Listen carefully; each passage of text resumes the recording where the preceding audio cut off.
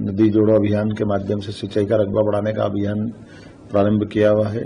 साथ ही साथ हमारी उन्नत प्रकार की कृषि हो तो उन्नत बीज मिले, उन्नत प्रकार के यंत्र मिले, इनके कृषि के मेले भी हमारे द्वारा लगाए जा रहे हैं। इसी सिलसिले में ग्रीष्मकालीन मूंग की दृष्टि से भी और उड़द की खरीदने की दृष्टि से भी राज्य सरकार के माध्यम से केंद्र सरकार को प्रस्ताव भेजने का निर्णय किया है और मेरी इस संबंध में कृषि मंत्री से बात भी हो चुकी है और इस आधार पर 19 तारीख से मध्य प्रदेश सरकार किसानों की उड़द और मूंग के पंजीयन की तारीख डिक्लेयर कर रही है।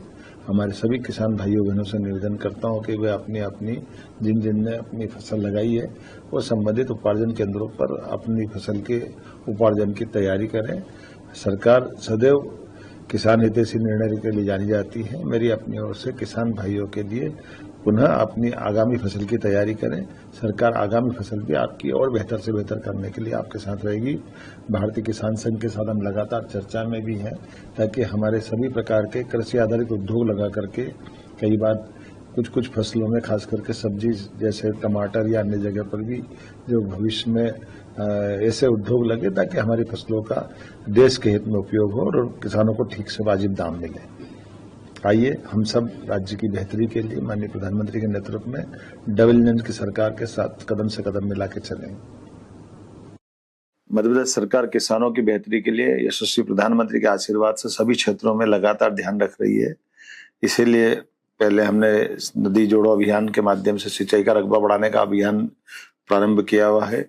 साथ ही साथ हमारी उन्नत प्रकार की कृषि हो तो उन्नत बीज मिले, उन्नत प्रकार के यंत्र मिले, इनके कृषि के मेले भी हमारे द्वारा लगाए जा रहे हैं।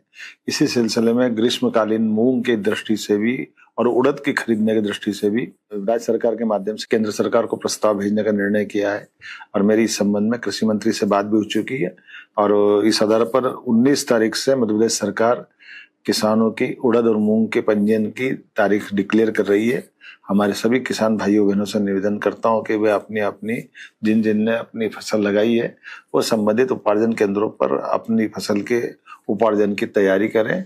सरकार सदैव किसान हितैषी निर्णय के लिए जानी जाती है। मेरी अपनी ओर से किसान भाइयों के लिए पुनः अपनी आगामी फसल की तैयारी करें। सरकार आगामी फसल भी आपकी और बेहतर से बेहतर करने के लिए आपके साथ रहेगी।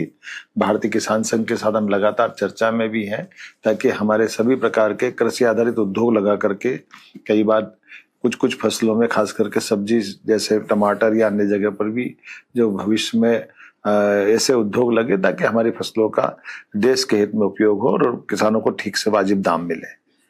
आइए हम सब राज्य की बेहतरी के लिए माननीय प्रधानमंत्री के नेतृत्व में डबल इंजन की सरकार के साथ कदम से कदम मिला